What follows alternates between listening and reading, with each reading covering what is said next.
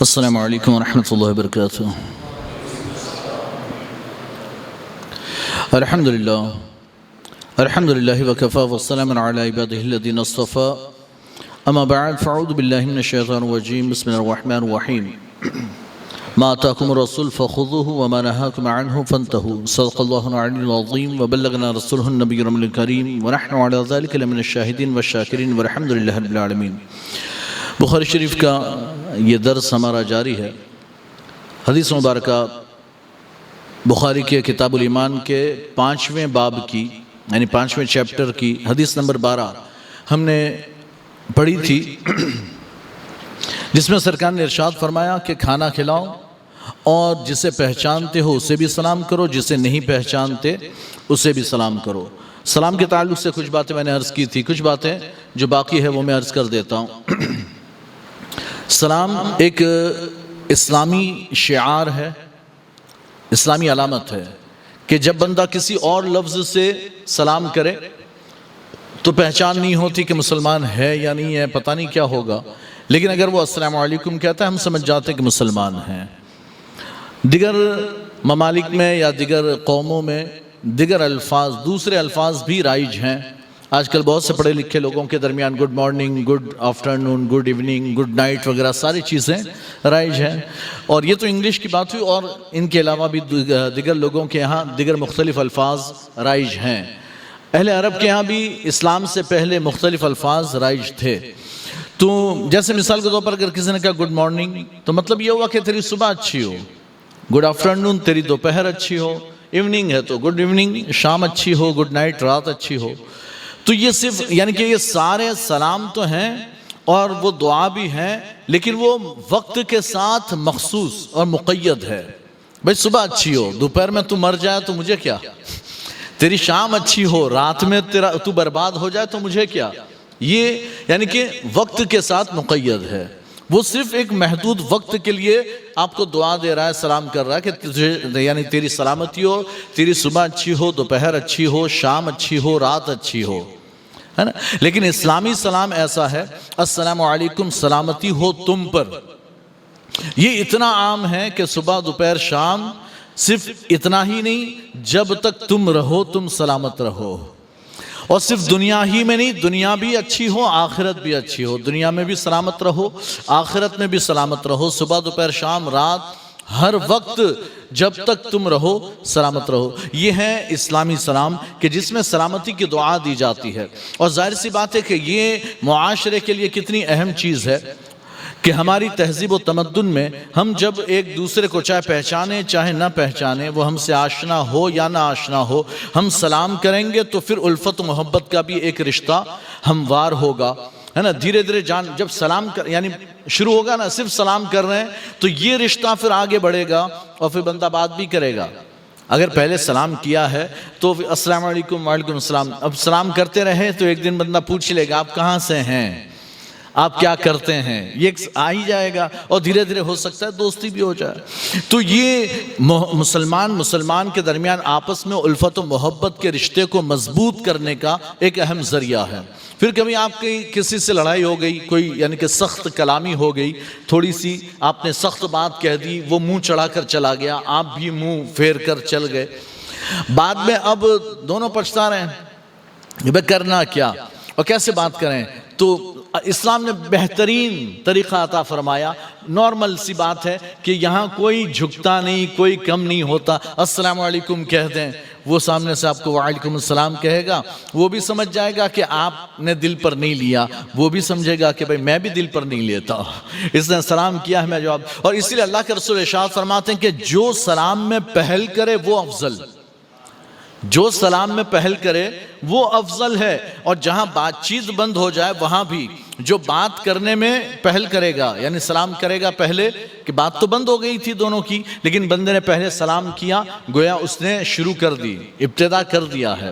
اب وہ جواب نہ دے یا بات نہ کرے تو اس پر ہے، لیکن یہ کہ افضل وہ شخص ہے جو بات کرنے میں پہل کرے، سلام کرنے میں پہل کرے، وہ بندہ افضل ہے۔ اللہ کے رسول صلی اللہ علیہ وسلم نے ہمیں سلام کے آداب بھی سکھائے، اور وہیں سرکار نے یہ بھی بتایا کہ کسے سلام نہیں کرنا۔ ہر مسلمان کو تو کرنا ہے، اور مقصد یہ ہے کہ جان پہچان ہو نہ ہو سلام کرو. کیوں؟ اس لیے کہ اس کے ذریعے ایک اسلامی معاشرے کی تشکیل ہوگی. لیکن اسی معاشرے میں، اسی سماج میں کچھ ایسے لوگ بھی رہتے ہیں جنہیں سلام نہیں کرنا. اب حضور کے دور میں مدینہ منورہ میں جہاں سرکار اور صحابہ آباد تھے، وہاں یہود و نصارہ رہتے تھے. تو سرکار نے خاص ان کا نام لے کر فرمایا، کہ تم سلام میں یہود و نصارہ کو سلام کرنے میں ابتدا مت کرو. یعنی کوئی یہودی جا رہا ہے، السلام علیکم، آپ مت کہو. تو کہتے ہیں سرکار نے فرمایا ان کو سلام نہ کرو. اسی طرح سے سرکار کی دوسری حدیث مبارکہ جہاں سرکار نے ارشاد فرمایا کہ جو بد مذہب ہے نا، جو گمراہ ہو چکا، جس کی گمراہی حد کفر کو پہنچی ہوئی ہو یا گمراہ ہو، ایسوں کو بھی سلام نہیں کرنا چاہیے. سرکار نے فرمایا ایسوں کے ساتھ نہ اٹھو نہ بیٹھو، نہ ان کے ساتھ بات چیت، نہ سلام، اور نہ ہی کھانا پینا، نہ ان کی وہ بیمار ہوں تو عیادت کے لیے جانا، اور نہ ہی ان کے جنازوں میں شریک ہونا وغیرہ وغیرہ، سب سے منع فرما دیا. حضرت عبداللہ بن زبیر رضی اللہ تعالیٰ عنہ کے پاس ایک شخص آ کر اس نے کہا کہ فلاں نے آپ کو سلام کہا ہے. تو عبداللہ بن زبیر کہتے ہیں میں نے تو سنا کہ وہ بد مذہب قدریہ ہو گیا، تقدیر کا انکار کرتا ہے، میرا سلام اس کو مت کہنا. سلام کا جواب تو نہیں دیا، لیکن آپ نے فرمایا میرا اسے سلام مت کہنا. اچھا کوئی سلام بھجوائے آپ سے، آپ کہیں جا رہے تھے تو کہا کہ آپ جا رہے ہیں، میرا فلاں سے میرا سلام کہہ دینا. تو اب یہ پہنچانا ضروری ہو جاتا ہے، پہنچانا ضروری ہوتا ہے. تو یا تو آپ پہنچا سکتے ہیں تو لے جائیں، نہیں پہنچا سکتے تو آپ پہلے ہی کہہ دیں بھائی دیکھ ہاں اگر مجھے یاد رہا اور میں اگر اس سے ملا اور یاد رہا ملاقات کے وقت تو میں پہنچا دوں گا. میں تیرا سلام امانت نہیں رکھتا، امانت نہیں، اگر مجھے یاد رہا تو میں پہنچا دوں گا. یہ وہیں پر خلاصہ کر لیں. اگر آپ نے ذمہ داری لے لی کہ آپ اسے سلام کہہ دینا، جی جی جی، وہاں تو جی جی کر دیا، پھر آپ بھول گئے. ہے نا، کبھی ہوتا ہے کہ آپ شہر واپس اس جگہ پہنچے، پھر 10-15 دن ہو گئے، پھر بھول گئے، آپ اپنی لائف میں مصروف ہو گئے، تو وہ سلام ذمے میں باقی رہ گیا جو آپ کو پہنچانا تھا. تو آپ یعنی کہ سلام پہنچانا بھی ضروری ہے. اچھا جس تک سلام پہنچا اس کو جواب یوں دینا ہے کہ وعلیکہ وعلیہ السلام. جواب یعنی کسی نے آ کر آپ سے کہا کہ بھئی فلاں شخص نے آپ کو سلام کہا ہے، تو آپ کو جواب کیسے دینا ہے؟ وعلیکہ وعلیہ السلام، آپ کو بھی سلام اور اسے بھی سلام، لانے والے کو بھی سلام اور جس نے بھیجا اسے بھی سلام. یہ اس سلام کے جواب دینے کا طریقہ ہے. اور سلام کے کیا الفاظ ہوتے ہیں وہ تو میں نے گزشتہ ہفتے آپ لوگوں کو بتا ہی دیا تھا. اچھا یہاں سرکار نے جو ہے وہ کھانے کو افضل عمل قرار دیا. کھانا کھلانا، سلام عام کرنا، جسے یعنی کہ جانتے پہچان تو سلام کرو. اس سے پہلے والی حدیث تھی اس میں کچھ اور ہے. دیگر احادیث میں کسی میں فرمایا کہ جہاد کرنا افضل، کسی میں کہا کلمہ لا الہ الا اللہ کہنا افضل، کسی میں کہا کہ یہ عمل افضل. تو سرکار صلی اللہ علیہ وسلم نے ایک سوال یہ پیدا ہوتا ہے کہ سرکار سے سوال ایک ہو رہا ہے بھئی اسلام میں عمل یا خصلت کون سی افضل؟ تو سرکار الگ الگ جواب دے رہے ہیں. کبھی کہہ رہے ہیں کہ سلام افضل، کبھی کہتے ہیں کلام افضل یعنی کہ کھانا کھلانا افضل، تو کبھی کہتے ہیں جہاد افضل، کبھی کہتے ہیں نماز اپنے وقت پر پڑھنا افضل. سب سے افضل عمل کیا؟ تو سرکار نے فرمایا نماز کو اپنے وقت پر ادا کرنا، یہ سب سے افضل عمل ہے. کبھی فرمایا ماں باپ کی خدمت کرنا سب سے افضل. تو مختلف حدیثوں میں مختلف چیزیں سرکار نے بیان فرمائی. تو یہ الگ الگ کیوں ہوا؟ تو ہم کیا سمجھے کون سا عمل سب سے افضل؟ تو شارحین حدیث اس کا جواب دیتے ہیں کہ وہ عمل جس کی بندے کو سب سے زیادہ ضرورت ہو وہی سب سے افضل ہے. یہ سرکار نے الگ الگ جواب کیوں دیے کہ جب وہ سوال کیا گیا، ایک بندے نے سوال کیا کہ یا رسول اللہ اسلام میں سب سے افضل عمل کون سا؟ تو اب سرکار نے دیکھا کہ سوال عمل کے تعلق سے ہوا ہے کہ سب سے افضل عمل کون سا، تو گویا بندہ آمادہ ہے کہ وہ افضل عمل میں کروں، اور لوگ سنیں گے تو وہ بھی سوچیں گے کہ ہم کو بھی کرنا چاہیے. اب یا تو سوال کرنے والے میں یا وہ وہاں جتنے موجود تھے ان میں کوئی ایسا موجود تھا جو کنجوس تھا، کھلاتا پلاتا نہیں تھا، تو سرکار نے فرما دیا کھانا کھلانا افضل ہے. کچھ ایسوں کو دیکھا کہ جو سلام میں سستی کرتے تھے، سلام نہیں کرتے تھے، تو سرکار نے فرمایا سلام کرنا سب سے افضل عمل ہے. کبھی آپ نے محسوس فرمایا کہ نماز کے اوقات میں کچھ لوگ جو ہے نا وہ سستی کرتے ہیں، تو آپ نے فرمایا کہ نماز کو ان کے وقتوں میں ادا کرنا یہ افضل عمل ہے نا. کبھی جہاد میں سستی دیکھی کہ کسی کی طرف یعنی کہ کوئی مائل نہیں ہے جہاد کی طرف، کوئی بندہ ایسا ہے کہ جس کو انٹرسٹ نہیں ہے جہاد میں، تو سرکار نے فرمایا سب سے افضل عمل جہاد ہے. تو مختلف لوگوں کے اعتبار اعتبار سے مختلف اعمال سرکار نے بیان فرمائے، اور اس سے اس بات کی جانب اشارہ ہوتا ہے کہ ہر بندے کے لیے مختلف عمل افضل ہو سکتا ہے، مختلف عمل افضل ہو سکتا ہے۔ ایک بندہ آپ سے اگر پوچھے کہ بھئی ابھی میرے پاس، مثال کے طور پر ابھی میرے پاس اتنا روپیہ ہے یا اتنے چاول یا گیہوں ہیں، میں اس کو کس کو دوں تو مجھے زیادہ ثواب ملے گا؟ اس نے کسی عالم سے پوچھا تو عالم نے جواب دیا مثال کے طور پر کہ بھئی آپ دارالعلوم شمس تبریز ہیں، وہاں پر آپ جا کر دے دو، آپ کو سب سے زیادہ ثواب ملے گا۔ کیوں؟ اس لیے کہ وہاں طلبہ علم دین حاصل کرتے ہیں، اس میں دو گے تو سب سے زیادہ ثواب ملے گا، ٹھیک۔ لیکن وہیں اسی موقع پر ایک بندہ ہے جس کے پاس 100 روپیہ ہے، اور وہ کہتا ہے کہ بھئی یہ 100 روپیہ مجھے دینا ہے، اللہ کی راہ میں خرچ کرنا ہے، تو میں کہاں خرچ کروں تو مجھے زیادہ ثواب ملے گا؟ وہی عالم جس نے اس سے پہلے ایک آدمی سے کہا تھا کہ دارالعلوم شمس تبریز میں، وہی کہہ رہا ہے کہ وہ تیرے بازو میں نہیں ایک آدمی رہتا ہے، اسے دے دے، وہ سب سے افضل عمل ہے، زیادہ ثواب ہے۔ ایک بار آپ نے کہا کہ دارالعلوم شمس تبریز میں دینا زیادہ ثواب، اب کہہ رہے ہو کہ فلاں آپ کے پڑوسی کو یا فلاں محلے میں آدمی رہتا ہے اس کو دے دو، یہ زیادہ ثواب ہوگا۔ سمجھ میں نہیں آیا کہ سمجھنے والی بات یہ ہے کہ جب دارالعلوم شمس تبریز کو زیادہ ضرورت تھی، یہاں کوئی ایسا نہیں تھا، تو تجھے بتایا گیا کہ زیادہ ثواب اس میں ہے، اور ابھی فی الحال ایک ایسا آدمی ہے جو بھوکا ہے، جو تنگ دست ہے، جو ضرورت مند ہے، اور اس کی مدد کرنا ابھی فی الحال زیادہ ضروری ہے، تو دارالعلوم شمس تبریز میں دینے سے زیادہ افضل ثواب وہاں ہے، زیادہ ثواب۔ تو مختلف حیثیتیں ہیں، اور میں نے وہ اکثر میتوں کی جو یعنی کہ زیارت وغیرہ کی جو تقریریں میری ہوئی اس میں نے بتایا تھا، اور میں بتاتا رہتا ہوں کہ اکثر لوگوں نے یہ سمجھ لیا کہ مردے کے لیے ایصال ثواب کرنا ہو تو سب سے افضل عمل حضور نے فرمایا پانی، تو ہم کو تو کولر ہی دینا ہے، مسجد میں ہم کو کولر ہی دینا ہے۔ آپ نے کہا ہمارے پاس پہلے سے کولر موجود ہے، تو کہتا نہیں پانی، مجھے تو پانی کا انتظار۔ بھائی مسجد میں جس چیز کی زیادہ ضرورت ہو وہ دینا افضل ہے۔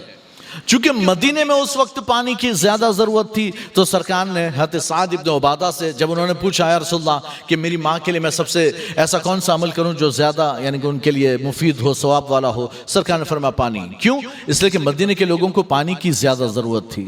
اب ہر ایک کے گھر میں نل ہو، پھر بھی آپ ہینڈ پمپ کھدوا کر بیٹھ جاؤ کہ بھئی زیادہ ثواب تو پانی میں ہے، تو میں تو ہینڈ پمپ جو ہے ہینڈ پمپ تو وہ کھدواؤں گا، اور آپ نے کھدوا دیا جس کا کوئی یوز نہیں، کوئی استعمال نہیں، تو کیا فائدہ؟ ہر ایک کے گھر میں نل ہے اور اس سے پانی آتا ہے، تو آپ کے اس ہینڈ پمپ کا کوئی فائدہ نہیں ہوا۔ تو کام وہ کرو جس میں لوگوں کا فائدہ ہو۔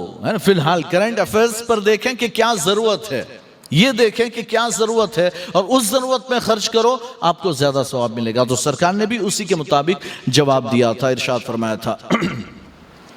اچھا، یہ ایک اور حدیث ہے، حدیث نمبر 6 ہے نا، 5ویں باب، یہ 6واں باب ہے، حدیث تو 13 نمبر ہے، لیکن یہ چیپٹر نمبر 6، 6واں باب، من الایمان ان یحب لاخیہ ما یحب لنفسہ۔ یہ باب ہے، ایمان میں سے یہ ہے کہ بندہ اپنے بھائی کے لیے وہی پسند کرے جو اپنے لیے پسند کرتا ہے، اپنے لیے جو پسند کرتا ہے وہی اپنے بھائی کے لیے پسند کرے۔ یہ ہے 6 باب یعنی چیپٹر نمبر 6۔ حدیث کیا ہے؟ حدثنا مسدد قال حدثنا یحیی عن شعبۃ عن قتادۃ عن انس رضی اللہ تعالی عنہ عن النبی صلی اللہ تعالی علیہ وسلم وعن حسین المعلم قال حدثنا قتادة عن انس عن النبي صلى الله عليه وسلم قال لا يؤمن احدكم حتى يحب لاخيه ما يحب لنفسه۔ اللہ کے رسول ارشاد فرماتے ہیں، یہ حدیث جو ہے حضرت قتادہ ابن دعامہ رضی اللہ تعالیٰ عنہ سے روایت ہے، اور یہ قتادہ ابن دعامہ رضی اللہ تعالیٰ عنہ یہ ہے کون؟ قتادہ ابن دعامہ۔ پہلے میں یہ بتا دوں، ایک تو یہ کہ یہ تابعین میں سے ہیں قتادہ، حضرت انس بن مالک کے شاگردوں میں سے ہیں، صحابہ سے آپ نے حدیثیں سنی ہیں۔ ان کی جو انوکھی بات ہے وہ یہ کہ حضرت قتادہ ابن دعامہ اس امت کے وہ شخص ہیں کہ جن کی آنکھوں کی جگہ تھی ہی نہیں، سپاٹ آنکھوں کی یہ ہماری جگہ ہوتی ہے نا، وہ جگہ ہی نہیں تھی، بالکل چمڑی تھی، سپاٹ، یہاں سے لے کر یہاں تک سیدھا گال، ڈائریکٹ گال آتا ہے، ڈھیلے کی جگہ ہی نہیں۔ ایک اندھا نابینا وہ ہوتا ہے کہ آنکھیں تو ہوتی ہے، روشنائی نہیں ہوتی ہے، کبھی آنکھیں پھوٹی ہوئی ہوتی ہے، خراب ہوتی ہے، لیکن آنکھوں کی جگہ تو ہوتی ہے۔ ان کے پاس تو وہ جگہ ہی نہیں، بالکل سپاٹ چمڑی تھی۔ یہ حضرت قتادہ ابن دعامہ رضی اللہ تعالیٰ عنہ انس بن مالک کے شاگردوں میں سے ہیں، صحابہ اکرام سے روایتیں انہوں نے سنی ہیں، بڑے جلیل القدر محدث مفسر اور بڑے زبردست عالم تھے اپنے زمانے کے۔ وہ حضرت قتادہ ابن دعامہ حضرت انس ابن مالک سے روایت کرتے ہیں، اور حضرت انس ابن مالک رضی اللہ تعالیٰ عنہ یہ اللہ کے رسول صلی اللہ علیہ وسلم کے خاص خادم ہیں۔ 10 سال آپ کی خدمت کی، حضور کی خدمت کی۔ جب سرکار مکہ سے مدینہ منورہ ہجرت کر کے تشریف لائے تو مدینہ منورہ میں ہے نا، جب سرکار آئے ہیں تو ہر کوئی نہ کوئی تحفہ لے کر آ رہا ہے حضور کی بارگاہ میں، یا رسول اللہ یہ میری طرف سے تحفہ، یہ میری طرف، اور زیادہ تر انصار تحفے میں یعنی کہ کچھ نہ کچھ دے رہے تھے۔ تو حضرت انس بن مالک کی والدہ ام سلیم، یہ بھی عظیم الشان صحابیہ ہیں، اکثر جنگوں میں نرس کا کام کرتی تھی اور بڑی پیاری صحابیہ ہیں، ان کا بھی کبھی تذکرہ ہوگا انشاءاللہ۔ تو ام سلیم ان کی والدہ ہیں، انس بن مالک کی والدہ ہیں، اور مالک تو مر گیا تھا تو حالت کفر میں مرا جو انس کے والد ہیں، لیکن بعد میں ام سلیم نے حضرت ابو طلحہ سے نکاح کیا، ابو طلحہ ان سے نکاح کیا، تو ابو طلحہ آپ کے سوتیلے والد ہیں۔ تو انس بن مالک جب سرکار آئے تو 10 سال کے تھے، تو ان کی والدہ ام سلیم یہ حضرت انس کو لے کر آئیں کہ یا رسول اللہ میرے پاس اور تو کچھ نہیں ہے، یہ میرا بیٹا ہے، میں اسی کو آپ کو تحفے میں دیتی ہوں، یہ آپ کی خدمت کرے گا۔ تو حضرت انس بن مالک 10 سال کی عمر میں حضور کی خدمت میں آئے۔ کسی نے پوچھا آپ جنگ بدر میں تھے؟ تو فرماتے میں کہاں جاؤں گا، ہمیشہ حضور کے ساتھ ہی رہتا تھا۔ بس یہ تھا کہ جنگ نہیں کر سکتا تھا نا، جنگ نہیں کر سکتا تھا، 12 سال کی عمر ہے، جنگ نہیں کر سکتا تھا، لیکن حضور کی خدمت کر رہا تھا۔ تو جہاں بچوں کو سرکار نے واپس کر دیا کہ نہیں تم چھوٹے بچے ہو واپس جاؤ، بدر سے احد سے واپس کیا، لیکن انس بن مالک خادم کی حیثیت سے ساتھ ہیں، بدری صحابی تو نہیں ہے لیکن سرکار کے ساتھ تھے۔ تو 10 سال یعنی کہ آپ کی وفات تک، حضور کی وفات تک، حضور مدینے میں 10 سال رہے، 10 سال انس بن مالک نے خدمت کی۔ فرماتے ہیں میں نے 10 سال خدمت کی نا، میں نے کبھی سرکار کو یہ کہتے نہیں سنا کہ سرکار نے کسی کام کے نہ کرنے پر مجھ سے فرمایا ہو کہ ایسا کیوں نہیں کیا، یا کسی کام کے کرنے پر یوں فرمایا ہو کہ ایسا کیوں کیا۔ سرکار نے مجھے کبھی ڈانٹا ہی نہیں ہے، کبھی ڈانٹا نہیں۔ کبھی کام کرنے بھیجا ہوتا، میں کھیلنے لگ جاتا تو سرکار خود آ جاتے، دیر ہو گئی فرماتے دیکھتے تو آپ فرماتے اے انس یہ کیا، میں نے تجھے فلاں کام کے لیے بھیجا تھا تو کھیل میں لگ گیا۔ تو سرکار نے کبھی آپ کو ڈانٹا نہیں، کبھی غصہ نہیں کیا۔ 10 سال آپ نے خدمت کی، اور حضرت انس بن مالک رضی اللہ تعالیٰ عنہ سے 2286 حدیث مروی ہیں، احادیث میں ہے نا 2286 حدیثیں حضرت انس بن مالک کی مروی ہیں، روایت ہیں۔ تو انس بن مالک فرماتے، اچھا یہ ایک اور بات بتا دوں، یاد آ گئی مجھے۔ حضرت انس بن مالک کی والدہ ایک دن آ گئی بارگاہ رسالت میں، عرض کرتی یا رسول اللہ یہ میرا بیٹا انس آپ کی خدمت کرتا ہے، تو آپ تھوڑی کچھ دعا دے دیں اس کو، کچھ دعا دے دیں۔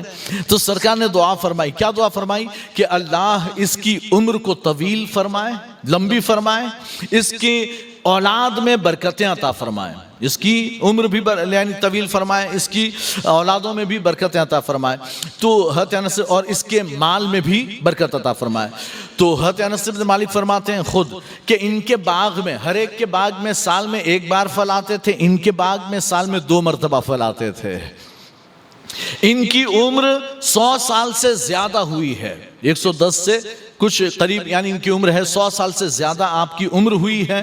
اور آپ خود فرماتے ہیں کہ میری صلبی اولادوں میں یعنی کہ اولاد یا پوتا یعنی کہ بیٹے اور پوتے پوتی وغیرہ، کہتے ہیں ان میں سے 198 کو میں نے اپنے ہاتھوں سے دفن کیا ہے، 200 میں 2 کم، 198 کو میں نے اپنے ہاتھوں سے دفن کیا ہے۔ خود ان کی سگی اولاد 80 سے زیادہ تھی، جس میں صرف 2 لڑکیاں تھی، باقی سب لڑکے تھے، 2 لڑکیاں باقی سب لڑکے تھے۔ یہ حضور کی دعاؤں کا نتیجہ تھا۔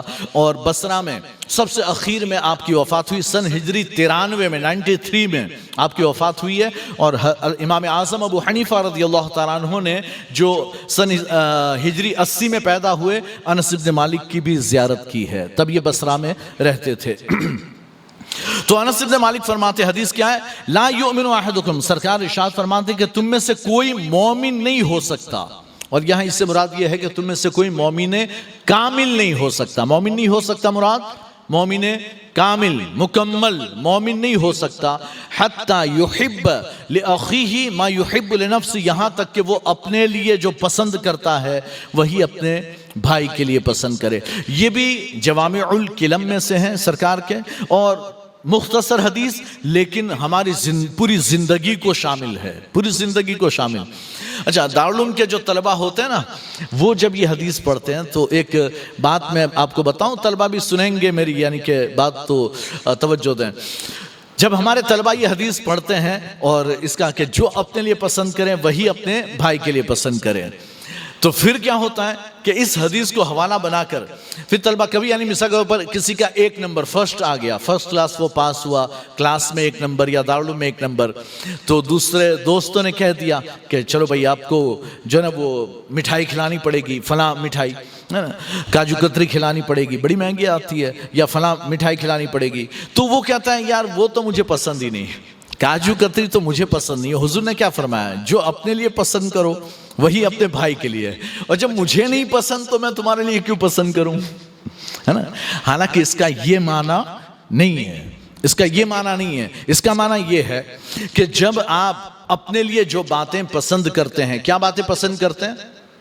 آپ یہ پسند کرتے ہیں، مثال کے طور پر طلبہ ہی سے میں شروع کرتا ہوں کہ اگر کوئی دوسرا، یعنی وہ جو 1 نمبر پر آیا، اگر کوئی دوسرا 1 نمبر پر آیا ہوتا تو آپ پسند کرتے ہیں نا کہ وہ آپ کو مٹھائی کھلائے، تو آپ بھی اس کے لیے پسند کریں کہ آپ اس کو مٹھائی کھلائیں۔ آپ پسند کرتے ہیں کہ آپ کو کوئی گالی نہ دے، تو آپ پسند کریں اپنے بھائی کے لیے کہ آپ اسے بھی گالی نہ دیں، ہے نا؟ آپ پسند کرتے ہیں کہ آپ کو کوئی مارے پیٹے نہیں، تو آپ اپنے بھائی کے لیے بھی یہی پسند کریں کہ اسے بھی مارا پیٹا نہ جائے۔ آپ اپنے لیے پسند کرتے ہیں کہ آپ کی کوئی غیبت نہ کرے، تو آپ اپنے مسلمان بھائی کے لیے یہ پسند کرو کہ اس کی بھی غیبت نہ ہو۔ آپ یہ پسند کرتے ہیں کہ میری کوئی چغلی نہ کرے، میری بات گورنمنٹ تک، پولیس تک، فلاں تک کوئی نہ پہنچائے، تو پھر آپ اس کے لیے بھی یہی پسند کرو کہ اس کی بات آپ کسی اور تک نہ پہنچاؤ۔ اگر آپ یہ پسند کرتے ہیں کہ آپ کا مال میں، کاروبار میں نقصان نہ ہو، تو آپ اپنے بھائی کے لیے بھی یہی پسند کریں کہ اس کا کاروبار میں، مال میں نقصان نہ ہو۔ آپ پسند کرتے ہیں کہ آپ کی اولاد کو نظر نہ لگے، تو آپ اپنے بھائی کے لیے پسند کریں کہ اس کی اولاد کو بھی نظر نہ لگے۔ آپ اپنے بیٹے کو تماچا مارنا پسند نہیں کرتے، تو دوسروں کی اولاد کو بھی تماچا مارنا پسند نہ کریں۔ یعنی یہ آپ پھیلاتے جائیں اس کو، یہ ہماری پوری زندگی پر یہ کیا ہے؟ محیط ہے، پھیلا ہوا ہے۔ ہم جتنا بولتے جائیں گے وہ لمبا ہوتا جائے گا، جتنا بولیں گے ہر بات میں، ہے نا؟ مثال کے طور پر ایک بندہ ہے جس کی موبائل میں رنگ بج گئی، نماز کے درمیان رنگ بجی، ہے نا؟ پھر کیا ہوتا ہے لوگوں کا حال؟ ایک تو یہ کہ لوگ سارے مڑ کر اس کو دیکھ رہے ہوتے ہیں، ادھر دیکھ رہے ہوتے ہیں، حالانکہ آپ کی بجی ہوتی تو آپ یہ پسند کرتے کہ میری طرف کوئی نہ دیکھے تاکہ میں شرمندہ نہ ہوں۔ تو آپ اپنے مسلمان بھائی کے لیے بھی یہی پسند کریں کہ آپ ایسے بن جائیں، انجانے بن جائیں، گویا آپ نے کبھی رنگ سنی نہیں، کسی کی بجی نہیں، انجانے بن جائیں، ہے نا؟ تاکہ وہ شرمندگی سے بچ جائے۔ آپ اگر پھسل جائیں اور لوگ کھڑے ہو کر ہنسیں آپ پر، آپ کیچڑ میں پھسل گئے اور آپ پر لوگ ہنس رہے ہیں، آپ یہ پسند نہیں کرتے، تو آپ اپنے بھائی کے لیے بھی یہ مت پسند کرو کہ وہ پھسل جائے تو ہم اس پر ہنسے، نہیں، بلکہ ہم اس کو تسلی دیں، اسے سہارا دیں، اسے اٹھا۔ یہ ساری، یعنی اگر آپ سوچ لیں نا، بندہ اس حدیث پر عمل کر لے گا اور سارے بندے اگر اس پر عمل کر لیں تو ہمارا معاشرہ کتنا پیارا ہو جائے گا۔ آج یہ جو دشواریاں ہیں نا، ہم کہتے ہیں نا کہ مسلمان تو ایک دوسرے کی ٹانگ کھینچنے میں لگا ہوا ہے نا؟ اگر یہ جب آپ اپنے لیے پسند نہیں کرو گے کہ کوئی بھی نہیں ٹانگ کھینچے، تو آپ بھی اپنے بھائی کی ٹانگ نہیں کھینچو گے، ہے نا؟ تو یہ ساری خرابیاں ہماری دور ہو جائے گی اور ہم ایک صالح معاشرہ تشکیل دے سکتے ہیں، ایک پیارا سا سماج ہم بنا سکتے ہیں۔ یہ ضروری ہے ان احادیث پر عمل کرنا، ہے نا؟ یہ بڑی پیاری حدیثیں اور یہ ایمان کی علامتیں ہیں، یہ ایمان کے شعبے بیان کیے جا رہے ہیں، ایمان کا شعبہ ہے یہ، ہے نا؟ میں نے پہلی حدیث میں بیان کیا تھا کہ سب سے اعلیٰ ایمان کا شعبہ کلمہ طیبہ پڑھنا، اور سب سے ادنا، سب سے کم درجے کا ایمان کیا ہے؟ راستے سے تکلیف دہ چیز کو ہٹا دینا، یہ ایمان کا شعبہ۔ تو یہ ساری چیزیں ہمارے ایمان کے شعبے میں سے، گویا سرکار فرمانا چاہتے ہیں کہ مومن ہے اور پھر یہ کام کرتا ہے، تیری شان ہی نہیں ہے، مومن ہو کر تو یہ کام کرے یہ تیری شان نہیں. مومن ایسا ہونا چاہیے جو سلام کرے, مومن ایسا ہونا چاہیے جو کھانا کھلائے, مومن ایسا ہونا چاہیے جو اپنے لیے جو چیز پسند کرے وہی اپنے بھائی کے لیے بھی پسند کرتا ہو. تو یہ حدیث جو ہے وہ ایک جامع حدیث ہے جس پر ہمیں عمل کی ضرورت ہے. یہ چیپٹر نمبر 7 ہے, 7واں چیپٹر, باب حب الرسول صلی اللہ علیہ وسلم من الایمان. اللہ کے رسول صلی اللہ علیہ وسلم سے محبت کرنا یہ بھی ایمان کا ایک شعبہ ہے. حضور سے محبت کرنا یہ بھی ایمان کا ایک شعبہ ہے, اور حضور کی محبت کے بغیر تو ایمان مکمل ہو ہی نہیں سکتا. ایمان کی اساس, ایمان کی بنیاد اور جڑ محبت رسول صلی اللہ علیہ وسلم ہے نا. اسی لیے اعلیٰ حضرت فرماتے ہیں اللہ کی سر تا بقدم شان ہے یہ, انسان ہی انسان وہ انسان ہے یہ. یہ سا جو ہے وہ جیسے کے معنی میں, ان جیسا کوئی انسان ہی نہیں, ویسے انسان ہے یہ. اور قرآن تو ایمان بتاتا ہے انہیں, ایمان یہ کہتا ہے میری جان ہے یہ. اور اسی لیے مجھے ایک بات یاد آتی ہے, بس اشارے میں بتاؤں کہ قبر میں بھی 3 سوال ہوں گے نا, اس میں جو نجات کا جس پر دار و مدار ہے نا وہ تیسرا سوال ہے, من ربک کا تیرا رب کون, ما دینوں کا تیرا دین کون سا. تو یہ جو کفار و مشرکین ہیں وہ تو پہلے ہی سوال سے غائب ہو جائیں گے, لیکن جو منافق ہیں جن کے دل میں حضور کی محبت نہیں یا ایمان نہیں, جو منافق ہیں, ایسے لوگ پہلے 2 سوال کے جواب تو دے دیں گے کہ ربی اللہ و دینی الاسلام, لیکن تیسرے میں وہ یہ کہیں گے ہاں لا ادری, یا وہ یہ کہیں گے کہ میں نے ایسا سنا تھا لوگوں کو کہتے ہوئے تو بس میں نے بھی ویسا ہی کہہ دیا. وہ یہ سرکار نے حدیث میں بیان فرمایا کہ وہ تیسرے سوال کے جواب میں یہ کہیں گے کہ میں نے لوگوں کو جیسا کہتے سنا ویسا میں نے کہہ دیا, مجھے نہیں پتا کون ہے یہ, مجھے نہیں پتا, ہے نا. ہاں لیکن جو اہل محبت ہیں, تو اہل محبت واللہ عالم ہمارا کیا حال ہوگا, لیکن اللہ ہمیں بھی وہ حال عطا فرمائے, ہے نا, کہ سرکار کا دیدار ہو قبر میں اور بندہ کھڑے ہو کر الصلاۃ والسلام علیک یا رسول اللہ کا سلام پیش کریں, یوں سلام پیش کریں, ہے نا. ہاں تو یہ جو ہے نا کہنے کی بات یہ ہے کہ محبت رسول تو ہمارے ایمان کی بنیاد ہے. اسی پر یہ حدیث امام بخاری لائے کہ ایمان کے شعبے میں سے ایک اللہ کے رسول سے محبت کرنا بھی ہے. حدثنا ابو الیمان الحکم بن نافع قال اخبرنا شعیب قال حدثنا ابو الزناد عن الاعرج عن ابی ہریرہ رضی اللہ تعالی عنہ ان رسول اللہ صلی اللہ علیہ وسلم قال فوالذی نفسی بیدہ لا یؤمن احدکم حتی اکون احب الیہ من ولدہ ووالدہ, یا من والدہ وولدہ. اور دوسری ایک حدیث آگے چل کر آئے گی, ہاں اس میں اگلی حدیث میں والناس اجمعین کے الفاظ کی بھی زیادتی ہے. دونوں حدیثیں سیم ہیں. یہ حدیث جو ہے حد اعرج, یہاں ایک اور بات بتا دوں, یہ اعرج بھی تابعی ہے, ان کا نام عبد الرحمن ابن ہرمز ہے. اعرج عربی میں کہتے ہیں لنگڑے کو, جس کا پیر لنگڑا اسے اعرج کہتے ہیں. حالانکہ اللہ تعالیٰ نے قرآن پاک میں کسی کو برے القاب سے پکارنے سے منع فرمایا ہے نا, وَلَا تَنَابَزُوا بِالْأَلْقَابِ, تم برے القاب سے کسی کو نہ پکارو, یعنی کسی کا برا نام مت رکھو کہ ہم کسی کو یعنی کہ اس کی ہائٹ زیادہ ہم کہیں لمبو, اے لمبو, یوں کیا کر پکارے. کوئی اگر کالا ہو تو اے کالو, اے کالیے, یہ کیا کر پکارے, کہ اللہ نے منع فرمایا, قرآن میں منع فرمایا. ٹھیک ہے. تو اسی طرح کسی کے یعنی کہ پیر اگر میں خرابی ہو, وہ لنگڑا کر چلتا ہو تو ہم کہیں اے لنگڑے, اللہ نے اس سے قرآن میں منع فرمایا. اچھا یہ ساری چیزوں سے, اے اندھے, اے کانے, اے بانے وغیرہ وغیرہ, اے لنگڑے, لولے, سب سے منع فرمایا. ٹھیک. لیکن کبھی کوئی آدمی ایسا ہوتا ہے جو اسی نام سے مشہور ہو جاتا ہے, کبھی ایسا ہوتا ہے کہ اسی نام سے وہ کیا ہو جاتا ہے, مشہور ہو جاتا ہے. مثال کے طور پر ایک آدمی کا نام ہے تو غلام محمد, لیکن بچپن سے اس کو کالو بھائی کہا جاتا ہے. اب وہ پورے شہر میں کالو بھائی کے نام سے مشہور ہیں, اور جب یہ لوگ اس نام سے مشہور ہوتے ہیں نا تو پھر ان کا اگر اصلی اوریجنل نام کوئی اگر لے لے آ کر کے بھائی غلام محمد بھائی کہاں رہتے ہیں, آپ کہیں غلام محمد تو اس محلے میں ہے ہی نہیں, بھائی یہی محلے کا ایڈریس ہے. میں 30-40 سال سے اس محلے میں ہوں, میں نے تو آج تک کسی غلام محمد کو نہیں دیکھا, میں نے تو نہیں دیکھا.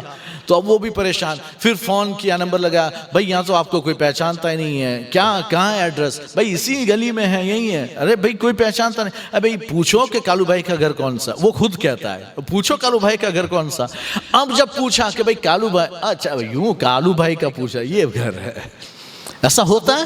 تو کبھی کبھی کچھ لوگ کسی نام سے مشہور ہو جاتے ہیں تو پھر ان کا وہ نام لینے میں کوئی خرابی اور حرج نہیں ہے جب وہ مشہور ہو گیا۔ تو ویسے ہی یہ بھی عبد الرحمن ابن ہرمز، یہ بھی اعرج سے مشہور ہو گئے، لنگڑے سے، انہیں یہی نام دیا جاتا اور اس میں کوئی خرابی نہیں ہے، اسی نام سے یہ مشہور و معروف تھے۔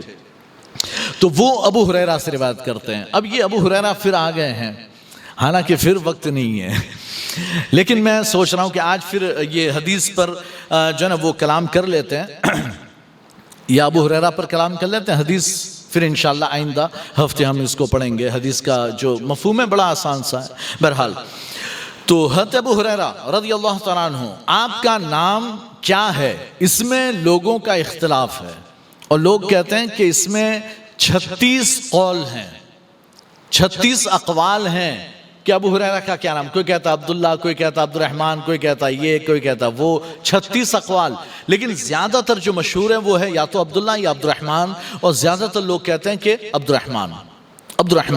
تو یہ عبد الرحمن ابن عبد الشمس، ان کے باپ کا نام عبد الشمس تھا۔ عبد الشمس کا معنی سورج کا پرستار، سورج کی پوجا کرنے والا۔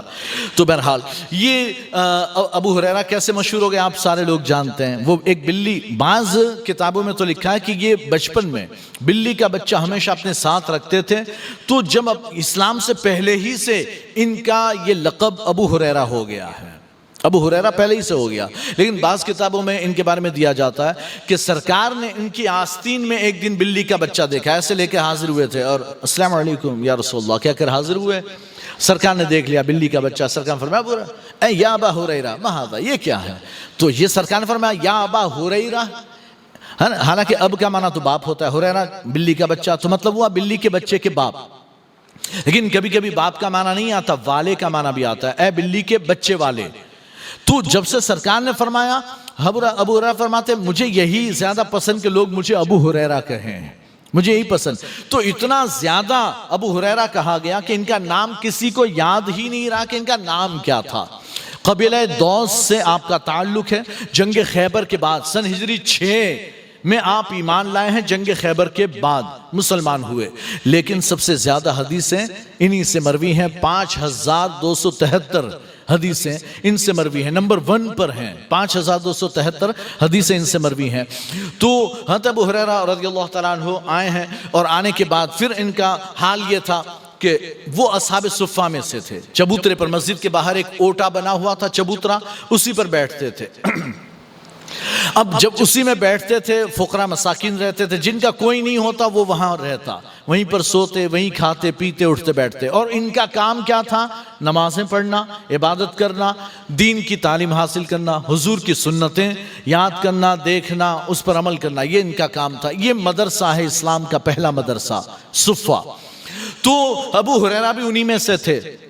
حضرت ابو ہریرہ خود بخاری میں آگے چل کر حدیث آئے گی، آپ لوگ دیکھیں گے۔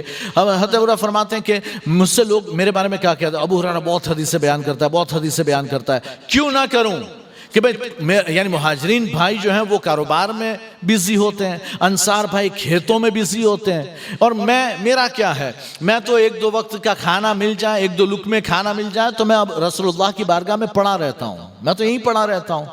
ان کا حال اتنا ایسا تھا کہ اگر کچھ مل جائے کھانے کو تو کھا لیتے، نہ ملے تو کچھ نہیں، ہے نا، یہ حال تھا۔ لیکن بعد میں ان کا حال اتنا بدلا۔ حضرت ابو ہریرہ فرماتے ہیں کہ میرا حال یہ تھا، اتنا یعنی کہ غربت میں کہ 2-2 3-3 دن کھانا نہیں ملتا، کبھی کوئی دے گیا تو کھا لیا، نہیں دیا تو کچھ نہیں، بھوکے، تو 2-2 3-3 دن ہم بھوکے رہتے تھے۔ ایک بار بڑی بھوک لگی تو پھر میں اکثر جو ہے نا، ایک مالدار آدمی تھا، میں اس کے ہاں جاتا اور کام کرتا اور ان کے گھر کا کام کاج کر دیتا، تو وہ کچھ دے دیتے کھانے کے لیے، میں کھا لیتا، ہو جاتا۔ کبھی کبھی ایسا بھی ہوتا۔ جب وہ لوگ سفر پر جاتے ہیں نا تو مجھے ساتھ لے جاتے کہ ابو ہریرہ چلے گا، خادم کے طور پر ہماری خدمت کے لیے نوکر کے طور پر چلے گا۔ ابو ہریرہ کہتا ٹھیک ہے میں چل دیتا، گھومنا بھی ہو جاتا، کھانا پینا بھی ہو جاتا، تو میں سفر میں ان کے ساتھ جاتا۔ تو اس گھر کی ایک لڑکی تھی، وہ جو آدمی مجھے لے جاتا تھا نا، ان کے گھر کی ایک لڑکی تھی، وہ بڑی یعنی کہ سخت مزاج کی تھی۔ ہم جہاں پڑاؤ کرتے وہ ہم یعنی رکتے، کھانا بناتے، کھاتے پیتے آرام کرتے، پھر آگے بڑھنے کا جب وقت آتا اور وہ گھر کا مالک جو کہتا کہ چلو اب یہاں سے آگے بڑھیں گے، تو وہ لڑکی کہتی میں نہیں جاؤں گی، میں نہیں جاؤں گی۔ بھئی چل کیوں؟ مجھے فلاں حلوہ کھانا ہے، جب تک ابو ہریرہ بنا کر کھلائے گا نہیں میں یہاں سے آگے نہیں جاؤں گی۔ تو ابو ہریرہ کہتے پھر میں وہ حلوہ بناتا، اسے کھلاتا کہ لے بھائی کھا لے۔ وہ کھاتی تو پھر اٹھتی کہ ہاں چلو اب آگے چلتے ہیں۔ وہ اتنے نخرے کرتی تھی، لیکن پھر اللہ نے جب اسلام کو شان و شوکت عطا فرمائی اور خوب مال غنیمت اور یعنی فتوحات کا دائرہ وسیع ہو گیا، بڑے ممالک فتح ہوئے اور پھر خوب مال آیا، ابو ہریرہ بھی مالدار ہوئے، ان کا خود کا گھر ہوا، تو پھر سوچا چلو شادی کرتے ہیں۔ حالانکہ ایک بار تو سرکار کی بارگاہ میں آئے تھے، یا رسول اللہ میں خصی ہو جاؤں؟ سرکار نے فرمایا کیوں؟ یا رسول اللہ نکاح کی استطاعت نہیں ہے اور گناہ میں مبتلا ہو سکتا ہوں، تو کیوں نہ خصی ہو جاؤں، ٹینشن ختم، گناہ میں مبتلا ہونے کا ٹینشن ہی نہ رہے، نکاح کرنے کی تو طاقت نہیں، غریب آدمی کچھ ہے ہی نہیں تو نکاح کوئی کرے گا نہیں، تو خصی ہو جاؤں۔ سرکار نے فرمایا اے ابو ہریرہ کوئی فائدہ نہیں، خصی ہونے کا کوئی فائدہ نہیں، اللہ نے جو فیصلہ کر لیا وہ ہو کر رہے گا، جو اللہ کا فیصلہ وہ تو ہو کر رہے گا، تو کوئی فائدہ نہیں ہے۔ تو پھر ابو ہریرہ نہیں ہوئے، روزے رکھا کر، سرکار نے علاج دیا کہ روزے رکھا کرو، یہ شہوت کو توڑتے ہیں، تو روزے رکھتے تھے۔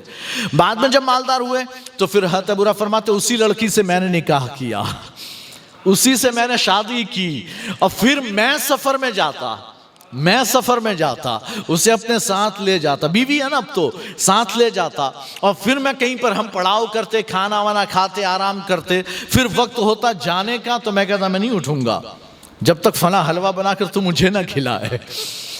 پھر وہ بناتی مجھے کھلاتی، پھر میں آگے بڑھتا۔